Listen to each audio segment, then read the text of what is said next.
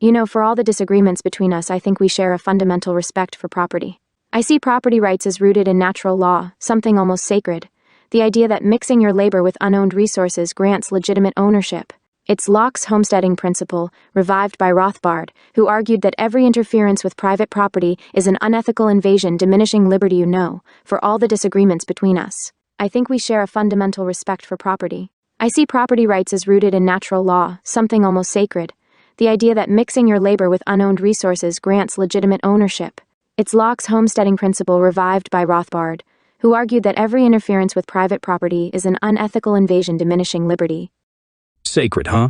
Only until someone with actual power decides otherwise.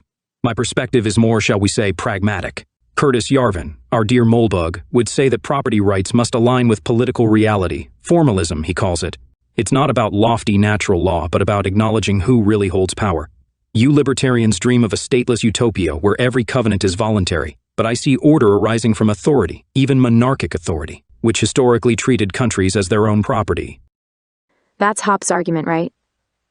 Monarchs treat a country like private property, allegedly giving them a long-term interest in its prosperity. But Hoppe's conclusion, ironically, is that even monarchy is just less bad than democracy, not truly good. He'd still prefer a private law society over any state. Rothbard went further, insisting any state, monarchy, or democracy inherently violates property rights. True, Hoppe's no monarchist lover, but he inadvertently nods to our side. Authority can safeguard property when it's directly invested in it. Now, you raise natural law, but I counter with history. Look at medieval societies. Take medieval Iceland, a stateless society often trotted out by anarcho-capitalists as a success.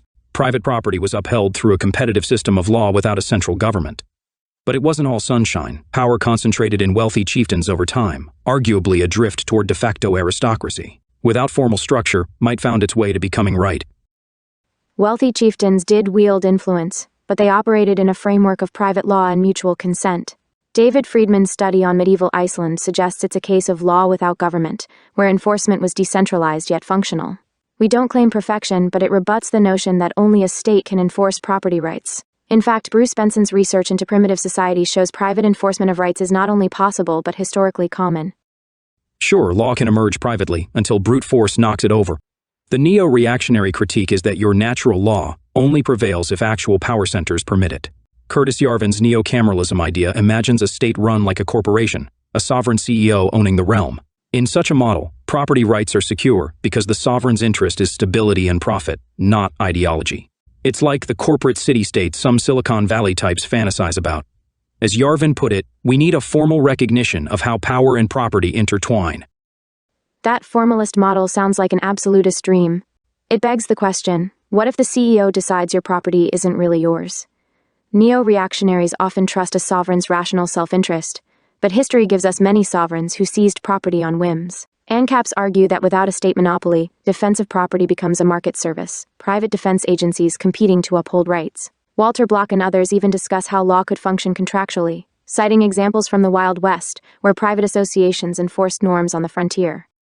Yes, the famed not-so-wild Wild West thesis, where miners and ranchers created property norms absent federal marshals. I'll grant, it's intriguing. But note, even those systems had embryonic governments, miners' courts, vigilance committees. They were proto-states in a sense, enforcing rules with collective might. My point, organization and hierarchy inevitably form. Nick Land, another of our dark illuminaries, might argue that capitalism itself tends toward concentration and new power centers, an invasion from the future dissolving old orders. Land can be esoteric, but if capitalism's a dissolving force, good, it erodes illegitimate authority. We want polycentric law, competing legal systems so no single power can devour society. Nick Land asked, how can the sovereign be prevented from devouring society? That's exactly our worry about your model. The sovereign, even a well-intentioned king or CEO, might decide to gobble up freedom for security's sake. Under anarcho-capitalism, if a defense agency turns tyrant, customers withdraw support. Under formal monarchy, if the king turns tyrant, well, hope. His heirs are nicer. Touché. We formalists do place a lot of trust in structure over goodwill. We'd argue proper incentives, like a sovereign owning his realm, mitigate tyranny because plundering your own property is counterproductive. It's like a landlord maintaining an estate. Whereas democratic politicians pillage short-term, they don't own the furniture, so to speak. Yarvin often notes how democracy's caretakers have perverse incentives. They rent, don't own, so they let the place rot. as long as they win the next election. Neo-reactionaries see formal ownership of government as a solution to that tragedy of the commons. The tragedy of the political commons, I get it, but anarcho-capitalists propose fully privatizing everything, including law and defense. No commons at all. Why have one big landlord who might be benevolent or might be Nero, when you can have millions of small owners, each sovereign over their own domain, trading and defending cooperatively? Murray Rothbard famously contended that any state, even a minarchist night watchman, rests on coercion and cannot be justified without violating rights. For us, legitimacy comes bottom up from consent, not top down from power. And for us, order comes from the top with the consent of reality. Grins. We sometimes joke, you AnCaps want AnCapistan, a dreamy realm of no rulers. We want neo-cameral land where the ruler is firmly in charge but behaves like a shareholder-bound CEO. Even Nick Land quipped about sovereignty. He cared about preventing the sovereign from devouring society, implying some check is needed. Our check is formal accountability. A king who owns a country doesn't want to burn it down. Your check is competition. Competition and the natural equilibrium of market forces. Let's bring in historical thought experiments. Imagine a post-date scenario, say, a tech billionaire buys an island and sets up a private legal system with residents signing on voluntarily. That's basically anarcho-capitalism if residents can exit the contract at will. Now imagine instead the billionaire crowns himself king. He might offer stability, sure, but residents' recourse depends on his rules. If he goes off the rails, their only recourse is rebellion or escape. Which, by the way, Yarvin encourages if the sovereign fails. He's all about the exit option too. Actually, he suggests mini-sovereign entities competing think city-states or charter cities. So maybe our visions aren't wholly incompatible. The difference is you cringe at the word sovereign, while we think multiple competing sovereigns, formal states run like companies, might be the ticket. Even academic libertarians like Brian Kaplan toy with free cities ideas, which is kind of formalist light.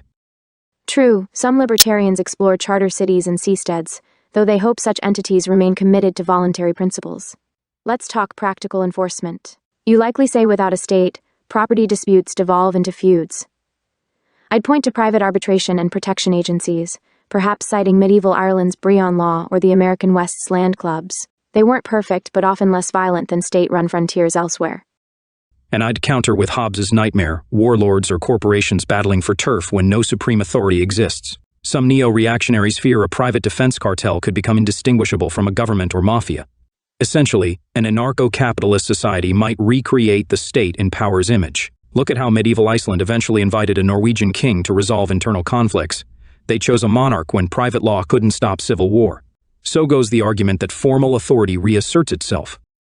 Excellent example. Iceland's free state ended after about 300 years, true. Though some say it was largely due to external pressures and internal power imbalances, not a failure of the idea of private law per se. But yes, we acknowledge anarchy is hard to sustain. It requires a culture that deeply respects contracts and shuns initiatory violence. Rothbard never claimed the stateless society is inevitable, just that it's the only moral one consistent with natural rights. And here's where I'll throw you a bone, morality. You AnCaps hold the moral high ground on aggression being inherently wrong. Even we formalists don't praise violence for its own sake. We just think order is a prerequisite for prosperity and liberty. As Carlyle influenced Yarvin, society needs the will to hierarchy, or it collapses.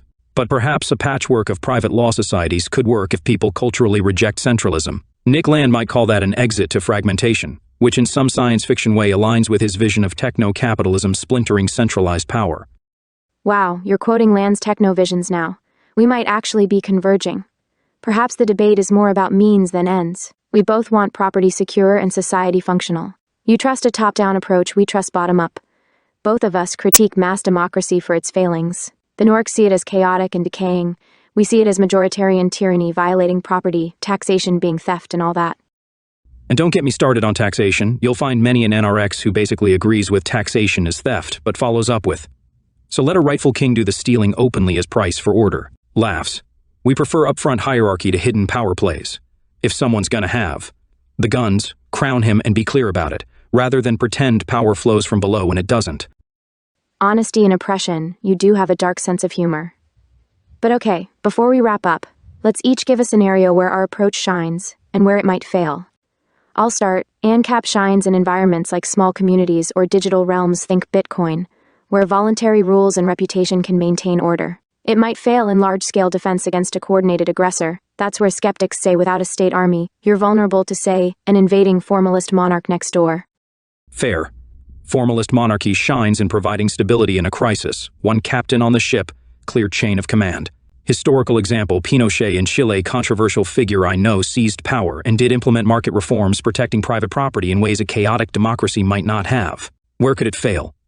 If the sovereign is malevolent or incompetent, there's no built-in check until things break down catastrophically. A Stalin or a Caligula in a formalist system is nightmare fuel. At least democracies can vote out bad leaders sometimes.